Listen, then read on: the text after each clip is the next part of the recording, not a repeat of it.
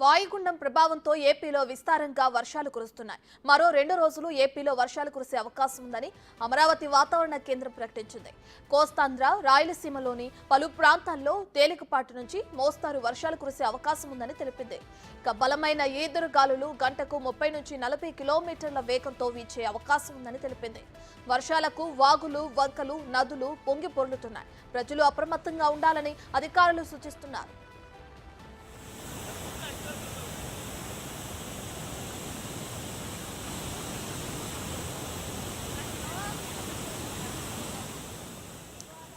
ఇవాళ తేలికపాటి నుంచి మోస్తారు వర్షాలు పడే అవకాశం ఉంది. శ్రీకాకుళం, విజయనగరం, పార్వతీపురం, మన్యం, అల్లూరి సీతారామరాజు, అనకాపల్లి, కాకినాడ, కోనసీమ, తూర్పు గోదావరి, పశ్చిమ గోదావరి, ఏలూరు, కృష్ణా, ఎన్టీఆర్ జిల్లాల్లోని కొన్ని ప్రాంతాల్లో తేలికపాటి నుంచి మోస్తారు వర్షాలు కురిసే అవకాశం ఉందని ఏపీ విపత్తుల నిర్వహణ సంస్థ ప్రకటించింది.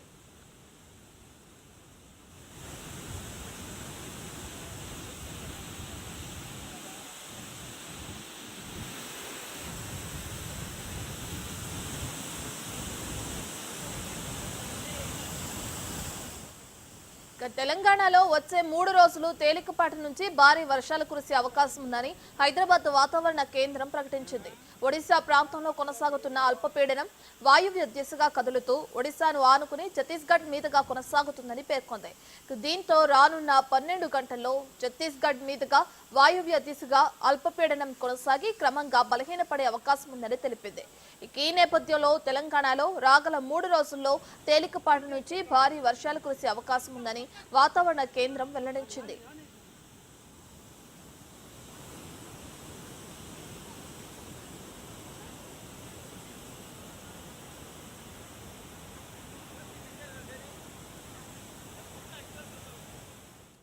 ఏపీలో గత 4 రోజులుగా కురుస్తున్న భారీ వర్షాలతో పలు లోతట్టు ప్రాంతాలు ముంపునకు గురయ్యాయి.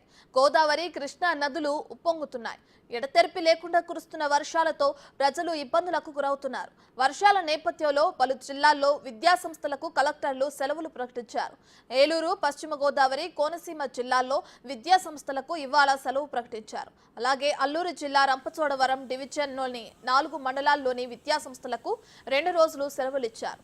తెలంగాణలో మరో 3 రోజులు వర్షాలు పడే అవకాశం ఉంది.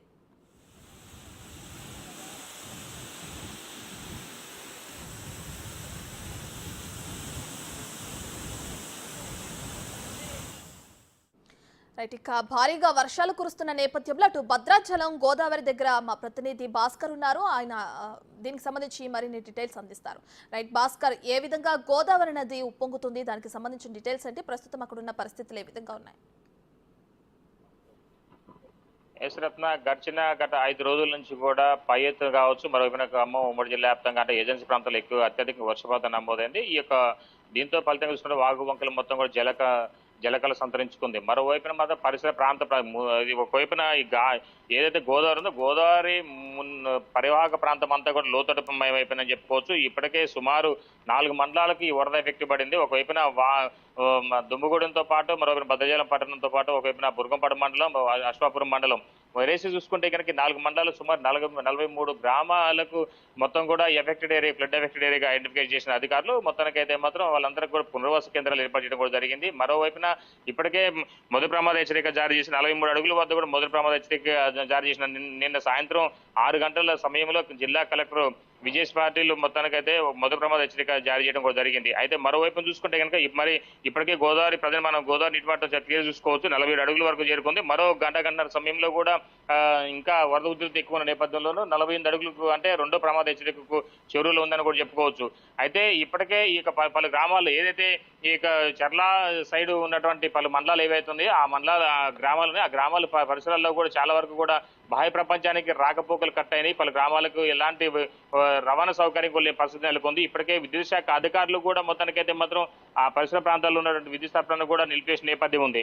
మరోవైపు చూసుకుంటే మాత్రం ఇంకా ఏవైతే ఇంకా ఫ్లడ్ ఎఫెక్టెడ్ ఏరియాలుగా ఉన్నటువంటి గొంపల్లి కావచ్చు, చింతకుంట, మొగలపల్లి గ్రామాలతో పాటు రాకపోకలు మొత్తం కూడా ఇదైపోయి సున్నంపట్టి, బైరాగులపాడు, కే లక్ష్మీపురం, పెద్దనల్లబెల్లి గ్రామాలకు పూర్తిగా రోడ్డు మీదకి 3 అడుగులు పైగా వరద నీరు చేయడంతో ఆ ప్రాంతాల్లో కూడా ప్రధాన రహదారులకు అంటే వివిధ గ్రామాలకు వెళ్ళేటువంటి రహదారులను కూడా నిలిపివేసినటువంటి పోలీస్ సిబ్బంది ఉంది. మరోవైపున ఈ పర్ణశాల వద్ద కూడా ఇప్పటికే సీతమ్మ నారిచీర వాగు మొత్తం ఉధృతంగా ప్రవహిస్తుంది. మరోవైపున ఆ ప్రాంతాల్లో షాపింగ్ మాల్స్ వరకు కూడా లోతడి ప్రాంతాలు ఉన్న నేపథ్యంలో ఆ ప్రాంతాలంతా కూడా ఒకసారి జలమయం కావడంతో ఆ ప్రాంత ప్రజలందరినీ కూడా ఒక్కసారిగా ఖాళీ చేపిస్తున్న నేపథ్యం అయితే ఉంది. మరోవైపు భద్రాచలం వద్ద మనం ఇప్పుడు చాలా క్లియర్ విజువల్ చూసుకోవాలి. ఉధృతంగా ప్రవహిస్తున్నటువంటి ఈ యొక్క భద్రాచలం నదికి మొత్తానికి తాలిపేరు ప్రాజెక్టుకు పైనుంచి అంటే ఛత్తీస్గఢ్ రాష్ట్రంలో కావచ్చు, మహారాష్ట్ర రాష్ట్రంలో కూడా వర్షాలు బీభత్సంగా కురుస్తున్న నేపథ్యంలోనూ అక్కడ నుంచి కూడా వరద ఉధృతి ఎక్కువగా ఉంది. ఫలితంగా చూసుకుంటే మాత్రం తాలిపేరు ప్రాజెక్టుకు సుమారు ఇప్పటికే 25 గేట్లు ఉన్నాయి. 25 గేట్లలో మొత్తం కూడా ఓపెన్ చేసేసి దిగువ ప్రాంతానికి అంటే గోదావరికి నీరు వదులుతున్నటువంటి అధికారులు అదే స్థాయిలో కూడా ఎంత అయితే నీరు వస్తుందో అంతే నీరు పూర్తి స్థాయిలో కూడా దిగువకు వదులుతున్నారు.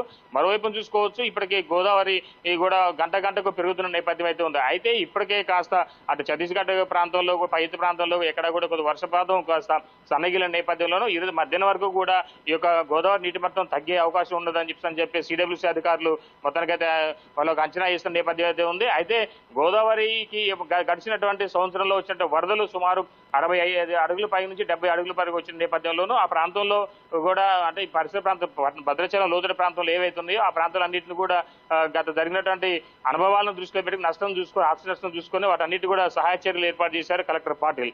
అయితే ఇప్పటికే గోదావరికి ఏదైతే ముంపు ప్రాంతం అంటే గోదావరిలో సమీపంలో ఉన్నటువంటి ముంపు ప్రాంతాలు మొత్తాన్ని కూడా ఐడెంటిఫికేషన్ చేసుకొని వారందరికీ అంటే కళ్యాణ మండపాలు కావచ్చు, మరోవైపున ప్రభుత్వ స్కూల్స్ దగ్గర కూడా వాళ్ళకి పునరావాసం ఏర్పాటు చేసిన సందర్భాలు ఉన్నాయి.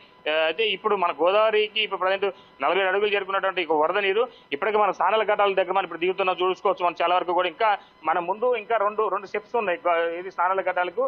అయితే ఇప్పుడు కరెంటు పోల్ చూసుకోవచ్చు. మనం చాలా వరకు కరెంటు పోల్ అవతలకు వరకు కూడా స్నానాల ఘట్టం ఉంది.